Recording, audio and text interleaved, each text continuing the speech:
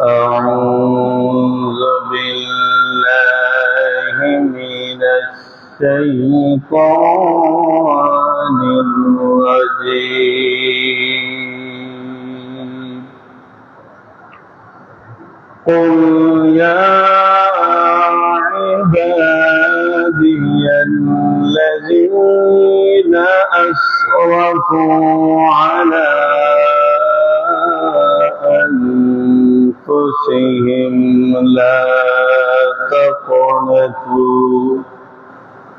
لا تقنطوا من رحمة الله إن الله يغفر الذنوب جميعا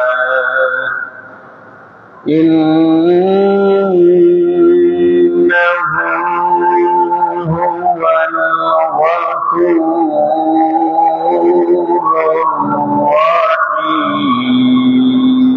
الرحيم صدق الله مولانا العظيم وقال الله تبارك وتعالى في شان حبيبه مخبرا وآمرا إن الله وملائكته يصلون على النبي يا أيها الذين آمنوا صلوا عليه وسلموا تسليما محبت برود اللهم صل على سيدنا مولانا محمد وعلى آل سيدنا مولانا নবীজি আপনার ভালোবাসায় দুজক হারাম হয়ে যায় নবীজি আপনার ভালোবাসায় ওয়ালিউল্লাহ যায় আল্লাহুম্মা সাল্লি আলা سيدنا مولانا محمد وعلى آل سيدنا مولانا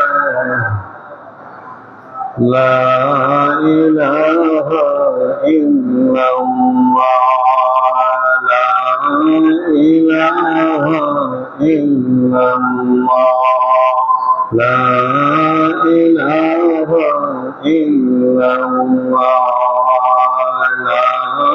إلا الله لا إله إلا الله محمد رسول الله صلى الله عليه وسلم ঐতিহ্যবাহী আজি সিফাতুল্লাহ জামে মসজিদে জুমার নামাজ আদায়ের জন্য জুমা পূর্বক আলোচনায় উপস্থিত উলামায়ে কেরাম মুরব্বিয়ানে ইজআম সর্বস্তরের মুসল্লিয়ানে কেরাম আল্লাহ জাল্লা জালালুহু পরওয়ারদিগার আলম তার দরবারে অসংখ্য গণিত শুকর সুজুদ যিনি আমাদেরকে মসজিদুল মুকাররমায় মসজিদুল মুশাররফায় আল্লাহর পবিত্র ঘরে এই মুহূর্তে নামাজের পূর্বে কোরআন সুন্নাহ খুতবার বিষয়ে আলোচনায় উপস্থিত হয়ে শোনার এবং বসার তৌফিক এনায়েত করলেন। সকলেই মহান আল্লাহর দরবারে অসংখ্য গৌরবিত শুকর গুজার করে বলি আলহামদুলিল্লাহ। লক্ষ কোটি তার চেয়েও বেশি দুরূদ ও সালাম সাইয়্যিদুল মুরসালিন শফিউল মুজনাবিন রাহমাতুল লিল আলামিন সাইয়্যিদুস সাকানাইন আফতাব নবুওয়া শাহনশাহ রিসালা সুলতানুল আরিফিন শামসুল হিদায়াত বদরুদ দুজা নূরুন আলা নূর মুহাম্মাদুর রাসূলুল্লাহ সাল্লাল্লাহু আলাইহি ওয়াসাল্লামের উপরে আজকে যে বিষয়ে আমাদের জুমার খুতবা হবে এই বিষয়টা হলো তাওবার গুরুত্ব। তাওবা শব্দের শাব্দিক অর্থ হলো ফিরে আসা, গন্তব্যস্থলে পৌঁছা, আসল জায়গায় ফিরে আসা। আমরা মুসলমান, আমাদের জন্য আল্লাহর জান্নাত অপেক্ষমান। আমরা আল্লাহর স্বীকৃতি দিয়েছি, নবীর স্বীকৃতি দিয়েছি, আখিরাতের বিশ্বাস আমাদের অন্তরে আছে, কোরআন তার বিশ্বাস আমাদের অন্তরে আছে। কিন্তু আমাদের আমলের কারণে আমরা কখনো কখনো বিভ্রান্ত হয়ে যাই। আমরা শয়তানের পরিচনায় পড়ে নিজের জীবনকে কলুষিত করি। সেই কলুষিত অবস্থার থেকে আমাদের পরিত্রাণের জন্য তাওবা, ফিরে আসতে হবে, আমার আমলকে পরিবর্তন করতে হবে। তাওবার গুরুত্ব পরিসীম কোরআন সুন্নাহর আলোকে। সূরাতুল জুমার 53 নম্বর আয়াতে কারিমা আমি ভূমিকায় তেলাওয়াত করেছি। এই বিষয়ে যে আল্লাহ পাক রব্বুল আলামিন বলেন, قُلْ يَا عِبَادِيَ الَّذِينَ أَسْرَفُوا عَلَى أَنفُسِهِمْ। হে নবী, আপনি বলুন, আমার বান্দাদেরকে ডাক দিচ্ছি আমি আল্লাহ, হে আমার বান্দারা। ইয়া ইবাদিয়াল্লাযীনা, যাহারা, আমার বান্দাদের মধ্যে যারা নিজেদের উপর জুলুম করেছেন, আসরাফু আলা আনফুসিহিম, যারা নিজেদের উপর জুলুম করেছেন, যারা পাপ করতে করতে নিজেকে পরিবর্তন করে ফেললেন, নিজের জীবনকে বরবাদ করে দিচ্ছেন, তাদেরকে আল্লাহ ডাকবেন, হে আমার বান্দারা, তোমরা যারা নিজেদের উপর জুলুম করেছ, লা তাকনাতু মির রাহমাতিল্লাহ, তোমরা আমি আল্লাহর রহমত থেকে নিরাশ হয়ে যেও না। আমার আল্লাহ রহমানুর রহিম, অসীম দয়ালু, পরম দয়ালু, অত্যন্ত, যার কোন দয়ার সীমারেখা নেই, এত দয়া মহান আল্লাহ। আল্লাহ পাক বলেন যে তোমরা আমার রহমত থেকে নিরাশ হয়ে যেও না। ইন্নাল্লাহা ইয়াগফিরুয যুনুবা জামিআ, নিশ্চয়ই আল্লাহ রাব্বুল আলামিন মানুষের সমস্ত গুনাহ মাফ করে দিতে সক্ষম। আল্লাহ মানুষকে তার জীবনের সমস্ত গুনাহ মাফ করতে পারেন। ইন্নাহু হুয়াল গফুরুর রহিম, নিশ্চয়ই তিনি ক্ষমাশীল এবং দয়ালু। এই আয়াতের ব্যাখ্যা ব্যাপক, আমরা পিছন থেকে আসবো। এই আয়াতের সর্বশেষ এই আয়াতকে নিয়ে আবার কথা বলবো। এই আয়াত নাযিল হওয়ার পিছনে কারণ আছে। আল্লাহ নবীর সাহাবী হযরত ইবনে আব্বাস রাদিয়াল্লাহু তাআলা আনহু বর্ণনা করেন, আন্না নবী সাইয়্যিদুল মুরসালিন নবী দু জাহান, নবী আমার তার একজন সাহাবী হলেন এবং চাচাজান হলেন হামজা রাদিয়াল্লাহু তাআলা আনহু। আমির হামজা হলেন নবীজির চাচা। উহুদের ময়দানে আল্লাহ নবী সাহাবী আমির হামজা রাদিয়াল্লাহু তাআলা আনহুকে শাহাদাত করেছিলেন। ওয়াহশী ওনার ইসলাম গ্রহণ নসিব হয়েছিল। ইবনে আব্বাস রাদিয়াল্লাহু তাআলা আনহু বলেন, ওয়াহশী রাদিয়াল্লাহু তাআলা আনহু মক্কা থেকে চিঠি লিখলেন, নবী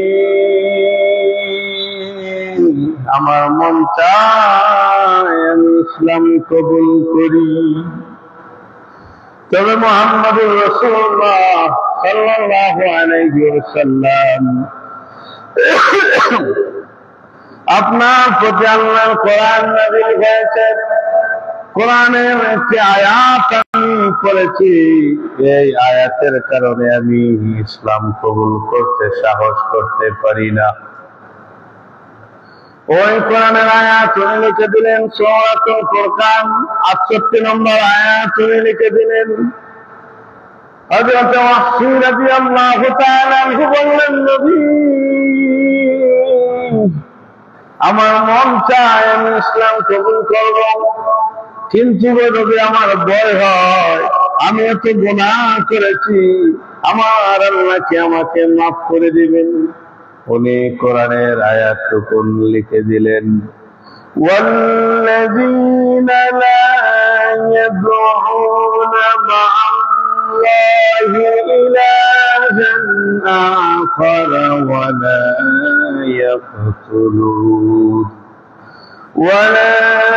يقتلون النفس التي حرم الله إلا بالحق ولا يزنون ومن يفعل ذلك يلقى أثاما يضاعف له العذاب يوم القيامة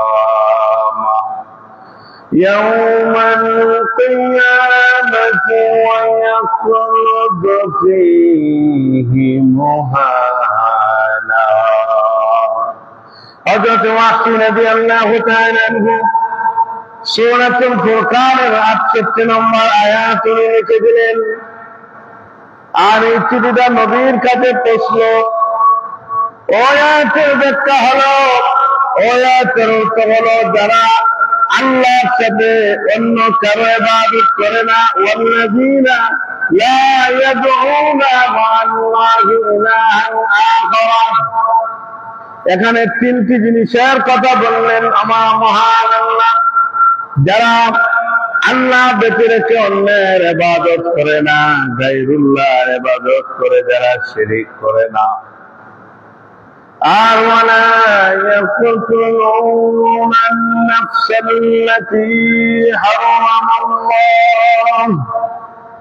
আমার আল্লাহ বললেন, যারা অন্যায়ভাবে হত্যা করে না আল্লাহর আইন ছাড়া, আল্লাহর আইন বিধানের প্রয়োগ ছাড়া অন্যায়ভাবে হত্যা করে না, এটা হলো নাম্বার 2। 3 নম্বরে আল্লাহ বললেন, যারা জিনা করে না, ওয়ালা ইয়াজনুন।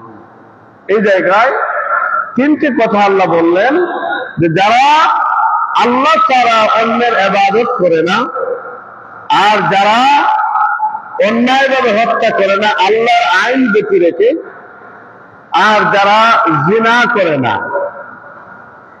এই 3টি জিনিসের কথা আমার আল্লাহ বরাবর করে দিলেন, وَمَن يَفْعَلْ ذَلِكَ يَلْقَ أَثَامًا।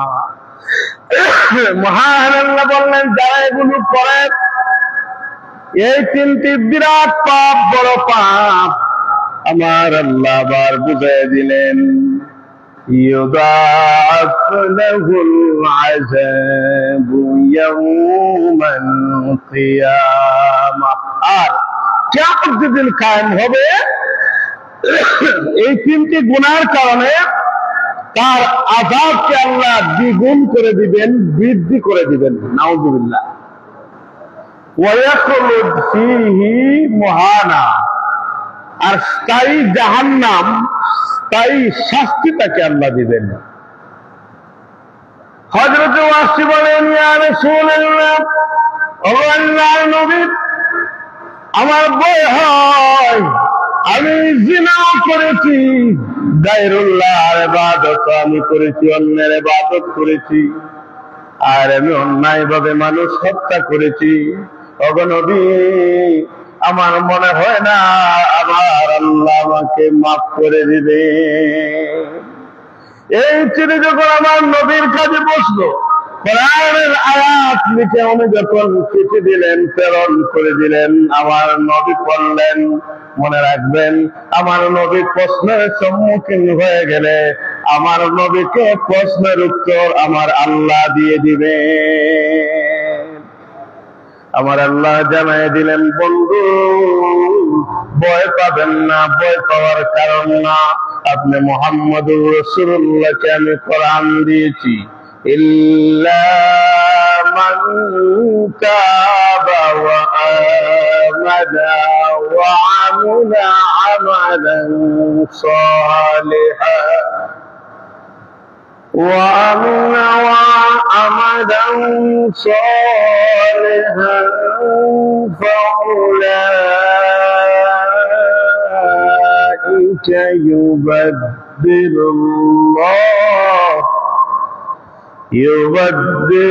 اللَّهُ سَيِّئَاتِهِمْ حَسَنَاتٍ।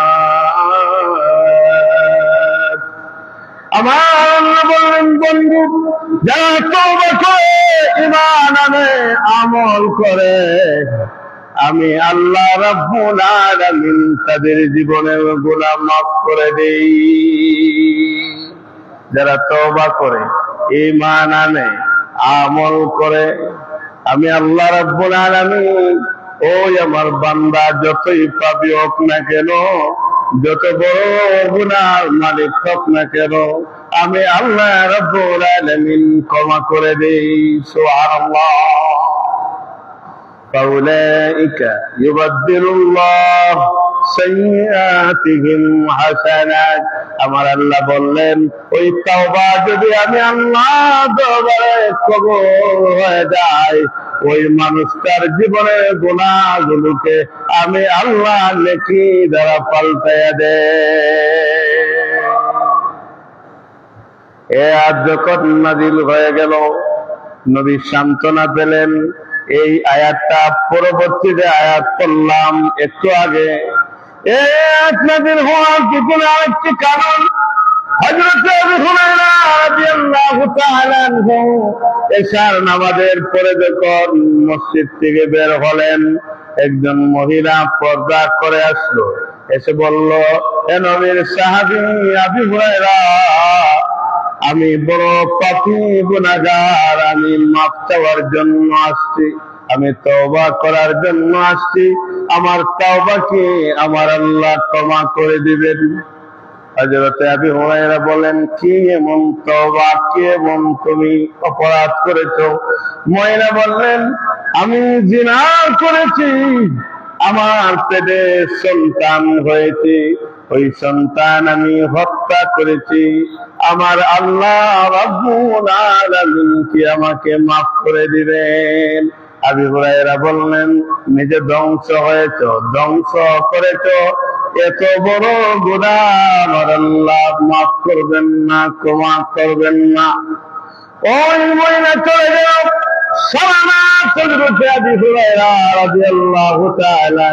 চিন্তা করলেন, আমি নবীকে জিজ্ঞাসা করলাম না, এমন ফতোয়া দিলাম, আমার ফতোয়া ভুল হলো না, সঠিক হলো। সকালবেলা হয়ে গেছে, হযরত আবু হুরায়রা দৌড়ায় যায়, বলে, হুজুর একজন জিনাকারিনী মহিলা। আমি এশার নামাজের পরে যখন বের হয়েছি, ওই মহিলা এসে বললাম, হে আবু হুরায়রা, আমার আল্লাহকে আমাকে মাফ করবেন, আমার আল্লাহকে আমাকে ক্ষমা করে দিবেন। হযরত আবু হুরায়রা বলেন, হুজুর আমি বলেছি মাফ করবেন না। নবী বললেন, সে ধ্বংস হয় নাই, তুমি নিজেকে ধ্বংস করেছো। আবু হুরায়রা বলেন, হুজুর কেন? আমার নবী বললেন, তুমি এদিকে ফতোয়া দিয়েছো আর অন্যদিকে আমার আল্লাহ কোরআন নাযিল করে বুঝিয়ে দিলেন, তওবা করলে, ঈমান আনলে, আমল করলে আল্লাহ মাফ করে দিবে। আবু হুরায়রা দৌড়ায়, ওই মহিলা খুঁজতে থাকে, মহিলাকে সংবাদ দেওয়ার জন্য। আল্লাহর নবী সাইয়্যিদুল মুরসালিন নবী দুজাহান বুঝিয়ে দিলেন, চিঠি জবাব দিলেন ওই সাহাবী ওয়াহশীকে, ওয়াহশী রে, তওবা করলে, ঈমান আনলে, আমল করলে আল্লাহ মাফ করে দিবেন। হযরত ওয়াহশী রাদিয়াল্লাহু তাআলা আনহু, এবার উনি জ্ঞানী ছিলেন। হযরত আমির হামজাকে পিছন দিক থেকে উনি আঘাত করে শহীদ করেছিলেন। হযরত ওয়াহশী রাদিয়াল্লাহু চিঠি লিখলেন, হুজুর আমি বুঝতে পেরেছি, তওবা করলে, ঈমান আনলে, আমল করলে আল্লাহ মাফ করে দিবেন। নবী গো, আমি ঈমান আনলাম, তওবা করতে পারলাম, আমল যদি না করি আমার আল্লাহ কি মাফ করে দিবেন? আল্লাহু আকবার।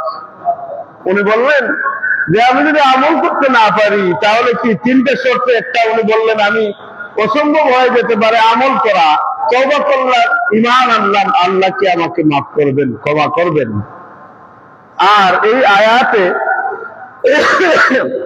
আল্লাহ বললেন, ফাউলাইকা ইউবাদদিলুল্লাহু সাইয়্যাতিহিম হাসানাত, যে গুনাহগুলোকে আল্লাহ নেকি দ্বারা পাল্টায় দেন। উদাহরণ, এখন এই নেকি দ্বারা পাল্টানোটা সম্ভব কিভাবে? আমার নবীকে আবু হুরায়রা বলেন, হুজুর বুঝতে পেরেছি, আমি ওই মহিলাকে ফতোয়া দিলাম, এজন্য যদি আল্লাহ এই আয়াত নাযিল করেন, ক্ষমা করবেন, তওবা কবুল করবেন, ওই আল্লাহর বান্দাকে মাফ করবেন। এরকম গুনাহগার যারা, তারা কিয়ামত পর্যন্ত তওবা করলে আপনি মাফ করে দিবেন, এটি বুঝতে পারলাম। নবী গো, ওই গুনাহগুলোকে নেকি দ্বারা আল্লাহ পাল্টায়া দেন, বুঝতে পারি না, বুঝায়া দেন। নবী উদাহরণ দিচ্ছেন, এক লোক উট নিয়ে তার খাদ্য সব নিয়ে রওনা করলেন। মরুভূমিতে যাইয়া রাত যখন হয়ে গেছে, আল্লাহর এই বান্দা ঘুমিয়ে গেলেন। বুখারী শরীফে আসছে, ওই আল্লাহর বান্দা ঘুম থেকে জাগ্রত হয়ে দেখেন তার যে উট ছিল, ওদের মধ্যে পানি, খাদ্য সব কিছু আছে। ঘুম থেকে জাগ্রত হইয়া দেখে উটটা নাই। নবী বলেন, রে আবু হুরায়রা, ওই মানুষটা এবার পাগল হয়ে গেছে তার উট পাওয়ার জন্য। খুঁজতে খুঁজতে, কাঁদতে কাঁদতে যখন ঘুম এসে গেল, ওই আল্লাহর বান্দা ঘুম থেকে জাগ্রত হইয়া দেখে উটটা পেয়ে গেছে। খুশি হবে না বেজার হবে? জোরে বলেন। খুশি হয়ে গেল, খুশি হইয়া দোয়া করলো, আল্লাহুম্মা আনতা আবদি ওয়া আনা রাব্বুকা, আমি হলাম রে আল্লাহ তোমার মাবুদ আর তুমি হলে আমার গোলাম।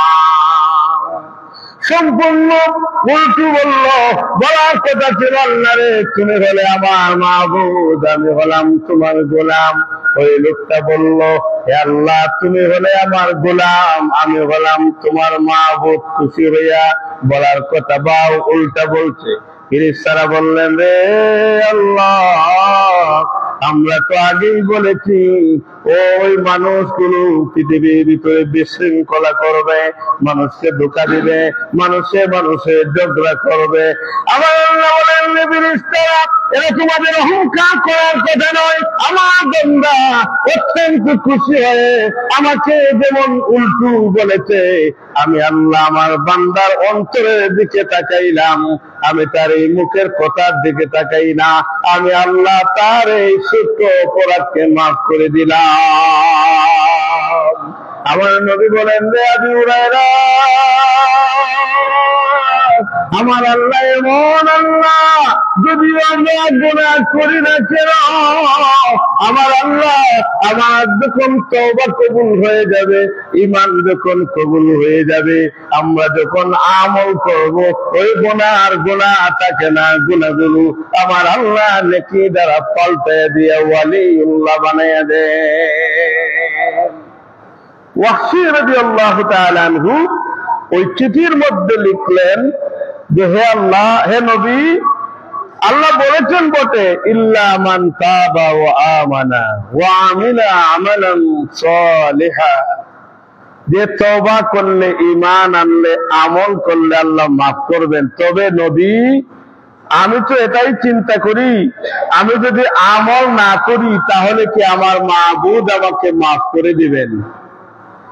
তখন আমার নবীর কাছে কোরআন নাযিল হলো, সূরাতুন নিসা 112 নম্বর আয়াত, ইন্নাল্লাহা লা ইয়াগফিরু আন ইউশরাকা বিহি ওয়া ইয়াগফিরু মা দুনা যালিকা লিমান ইয়াশা। আল্লাহ নবীর কাছে কোরআন নাযিল হলো, ইন্নাল্লাহা লা ইয়াগফিরু আন ইউশরাকা বিহি ওয়া ইয়াগফিরু মা দুনা যালিকা লিমান ইয়াশা। আমার আল্লাহ নিশ্চয় শিরক গুনাহ ক্ষমা করবেন না, মুশরিকদেরকে ক্ষমা করবেন না, যদি ঈমান না আনে, কালিমা না পড়ে, ওই কালিমার তালকিন অন্তরে না ঢোকানো পর্যন্ত ঈমানদার হয় না, মাফ করেন না।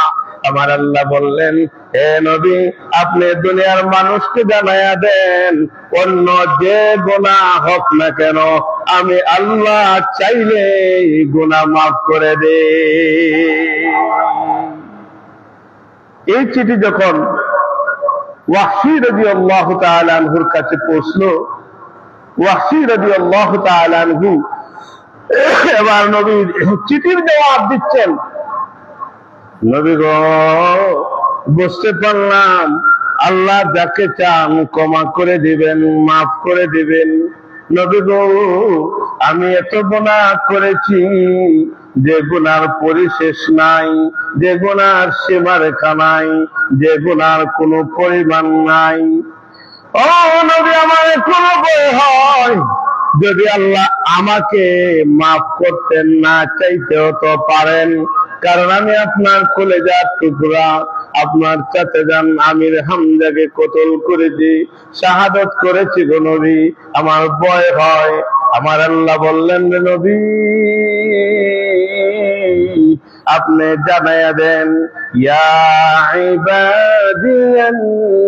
ইবাদিয়াল্লাযীনা আসরাফু আলা আনফুসিহিম, যারা নিজেদের উপর জুলুম করেছে, ওই যে সূরাতুল জুমারের 53 নম্বর আয়াত, যারা নিজেদের উপর, নিজের অন্তরের উপর, নিজের রূহের উপর জুলুম করেছে, আমার আল্লাহ জানায় দিলেন, লা তাকনাতু মির রাহমাতিল্লাহ, তারা যেন আমি আল্লাহর রহমত থেকে নিরাশ হয়ে না যায়, তারা যেন আমি আল্লাহর রহমত থেকে বঞ্চিত হওয়ার এমন আকাঙ্ক্ষা না করে। ইন্নাল্লাহা ইয়াগফিরু যুনুবা জামিআ, আমার আল্লাহ বললেন, আমি আল্লাহ বান্দার সমস্ত গুনাহ মাফ করে দিতে পারি। ওয়াহশী দৌড়াইয়া মক্কা থেকে মদিনায় আসলো, এসে বলল, ইয়া রাসূলুল্লাহ, আমার ভয় কেটে গেছে গো নবী, আমাকে দেরি করবেন না, এই মুহূর্তে আমাকে পড়ায় নেন লা ইলাহা ইল্লাল্লাহু মুহাম্মাদুর রাসূলুল্লাহ সাল্লাল্লাহু আলাইহি ওয়াসাল্লাম। এতে বোঝা যায় আল্লাহর বান্দা যদি তওবা করে, ঈমান আনে, আমল করে, তাহলে আল্লাহ আমাদের জীবনের গুনাহ মাফ করে দিবেন। তবে তাওবার শর্ত আছে না নাই? তাওবা করব যে গুনার জন্য, আর এই গুনাহ করা যাবে না, গুনাহ থেমে থাকবে। আর ওই গুনার জন্য আন্তরিকভাবে অনুতপ্ত হতে হবে আল্লাহর দরবারে, যে আমি গুনাহ করেছি, আল্লাহ আপনি মাফ করেন। আপনি মাহবুব ছাড়া কেউ আমাকে মাফ করতে পারে না। ক্ষমা করার মালিক কে? আল্লাহ। আপনি মাহবুবের কাছে আমার জীবন সুপর্দ করে দিলাম। আমার জীবন যেমন কুল ইন্না সালাতি ওয়া নুসুকি ওয়া মাহইয়ায়া ওয়া মামাতি লিল্লাহি রাব্বিল আলামিন। আমার জীবন, আমার মৃত্যু, আমার নামাজ, আমার কুরবানি, আমার কথাবার্তা, আমার মসজিদে আসা, আমার ব্যবসা বাণিজ্য, আমার সন্তানাদিকে আমি আশ্রয় দেওয়া, আমার আত্মীয় স্বজনের সাথে সুসম্পর্ক রাখা, প্রতিবেশীর প্রতি আমার দয়া করা, এগুলো সবগুলো একমাত্র কার জন্য হবে? সকলেই জুড়ে বলেন, কার জন্য? আল্লাহর জন্য।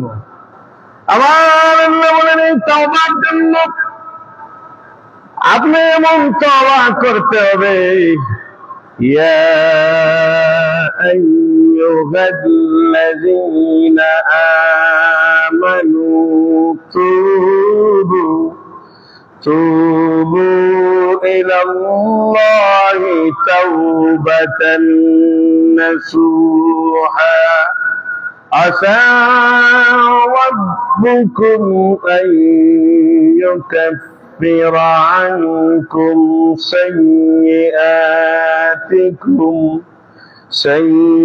سيئاتكم ويدخلكم جنات تجري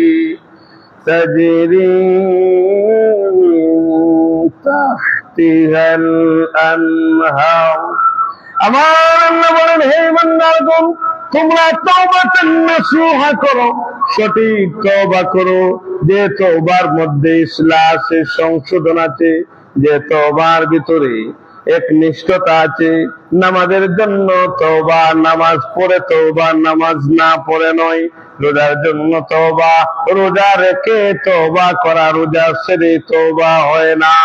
আপনি জিনার জন্য তওবা করেছেন, জিনা শুধু শারীরিক ভাবে হয় না, চোখের জিনাও আছে, মনে রাখবেন, কানের জিনাও আছে। ওই জিনা থেকে তওবা, জিনা ছেড়ে দিয়ে তওবা করা। এভাবে আপনি যখন পাপ থেকে মুক্তি পেয়ে, মুক্তি নিয়ে যখন তওবা করবেন, এই তওবার নাম হবে তাওবাতান নাসুহা। আর এই তওবা হয়ে গেলে আসা রাব্বুকুম আন ইউকাফির আনকুম সাইয়্যাতিকুম। আমার আল্লাহ বললেন, অচিরেই আসা রাব্বুকুম আন ইউকাফির আনকুম সাইয়্যাতিকুম। আমার আল্লাহ বলেন, যদি তোমার তওবা তাওবাতান নাসুহা হয়ে যায়, যদি তোমার তওবা একনিষ্ঠভাবে তওবা হয়ে যায়, ইখলাসের সহিত যদি আপনার তওবা হয়ে যায়, আমার আল্লাহ বলেন, আপনি যে পিছনে গুনাহ করেছেন, একটা গুনাহও থাকবে না, গুনাহগুলো আল্লাহ মাফ করে দিবে। ويدخلكم جنات تجري من تحتها الأنهار। আমার আল্লাহ বলেন, এমন একটা জান্নাত আল্লাহ আপনাকে দিবেন, যে জান্নাতের তল দেশে নদী প্রবাহমান। আমাদের তাওবা হবে এমন তাওবা, ইখলাসের সহিত, একনিষ্ঠভাবে। যেমন তিনজন লোক বুখারী শরীফে আসছে, তিনজন লোক বের হয়েছেন, বের হওয়ার পরে বাণিজ্য করে সন্ধ্যা যখন গনিয়ে আসছে, বৃষ্টি যখন নামলো, তখন ওই তিনজন আশ্রয় নিলেন একটা গর্তের ভিতরে। তিনজন আশ্রয় গ্রহণ করার পরে হঠাৎ করে একটি পাথর তাদেরকে আক্রমণ করলো, ওই গর্তের মুখ ঢেকে ফেলে দিল। এই তিনজনের একজন বলল, দেখো তোমার জীবনে কোনো আমল আছে কিনা, যে আমলটা কার্যকর আমল হবে, ওই আমলকে সামনে রেখে আল্লাহর কাছে তওবা করব। একজনে বলল যে আমার পিতামাতা জীবিত ছিলেন, আমি দুধ বিক্রি করতাম, দুধ বিক্রি করে সন্ধ্যা গনিয়ে আসলো, রাত একটু হলো, আমি যখন বাড়ি ফিরলাম আমার পিতামাতা ঘুমন্ত, তখন আমি আমার সন্তানদেরকে দুধ পান করাই নেই। তারা কিচির মিচির করলো, এই শব্দটা উল্লেখ, তারা এত ছটফট করলো দুধ পানের জন্য, একটা সন্তানকে আমি দুধ পান করাই নেই, কারণ আমার বাবা মার সাথে বেয়াদবি হয়ে যাবে। সুবহানাল্লাহ। উনি বলেন যে আমি আল্লাহ যদি আপনার জন্য, আপনার ওয়াস্তে লিল্লাহিয়ত আপনার জন্য করে থাকি, ওই পাথরটা আপনি সরাইয়া দিবেন। তখন ওই পাথরের 3 ভাগের একটা ভাগ সরে গেল। সুবহানাল্লাহ। আরেকজন বলল আমি আমার চাচাতো বোনের সাথে জিনার আশ্রয় গ্রহণ করতে চাইলাম, যখন আমি তার সম্মুখস্থ গেলাম তখন সে বলল আমারও মন চাই, তবে মনে রাখবেন আমাদেরকে একজন ফলো করছেন, দেখছেন, তিনি হলেন আমাদের আল্লাহ।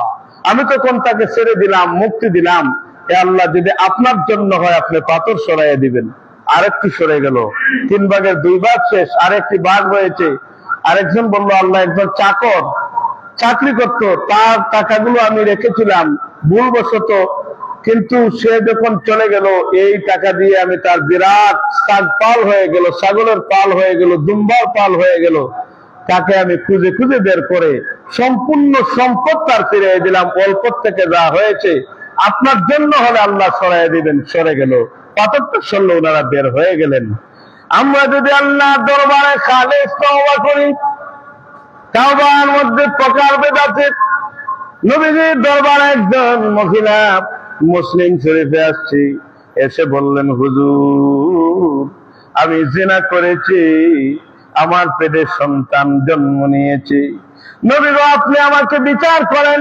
নবী বললেন বিচার করা যাবে না, তোমার সন্তান যখন তুমি প্রসব করবা তারপরে তুমি আমি রাসূলের দরবারে আসবা, তোমার বিচার হয়ে যাবে।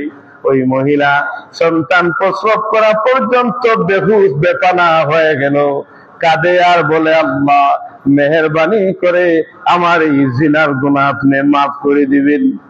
সন্তান প্রসব হয়েছে, আল্লাহ নবীর দরবারে মহিলা এসে বলে হুজুর আমার অভিভাবক যারা তাদের আর কোনো অজুহাত থাকবে না, আমি আপনার দরবারে আসলাম, সন্তান প্রসব করেছি, বিচার হবে। নবী বললেন তার বিচার কার্যকর করো। তাকে পোশাক পরানো হলো, ওই মহিলাকে জিনার বিচার করতে যাইয়া মহিলা ইন্তেকাল করলো, জানাজার নামাজ হবে। হযরত ওমর সাক্ষী, উনিও ছিলেন। আল্লাহ নবী জানাজার নামাজ পড়ানোর জন্য সামনে যখন যাবেন, হযরত ওমর বললেন ইয়া রাসূলুল্লাহ ইয়া হাবিবাল্লাহ, হুজুর আপনি এমন একজন রাসূল যে রাসূলের তুলনা হয় না, এমন একজন নবী যে নবীর মর্যাদা এত উন্নীত নবী আর হন না। আপনি তো সারা দুনিয়া আসমানে আপনার মর্যাদা আল্লাহ ভরপুর করে দিয়েছেন, ওই জিনাকারিনী মহিলা যারা যারা নামাজ আপনি পড়াতে পারবেন না। আল্লাহ নবী বললেন যে ওমর আমি যা জানি তুমি তা জানো না, তুমি বুঝতে পারো না। ওই মহিলা এমন একটা তওবা করেছে, তার তওবাকে যদি মদিনার 70 জন মদিনাবাসীর মধ্যে বন্টন করে দেওয়া হয়, ওই একজন মহিলার তওবা শেষ হবে না। সে আল্লাহর কাছে গ্যারান্টেড হয়ে গেছে, তাকে আল্লাহ মাফ করে দিয়েছেন। আমরা যদি তওবা করি তবে মনে করবেন না গুনাহ করলে আল্লাহ মাফ করেন।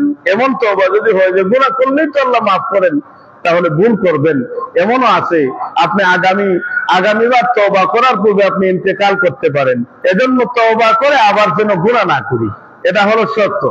হাদিস শরীফে আসছে, নবীজি বলেন তবে আবার আকীদা পোষণ করবেন না নবীর গুনাহ ছিল। এই হাদিসটা বুখারী শরীফে আসছে।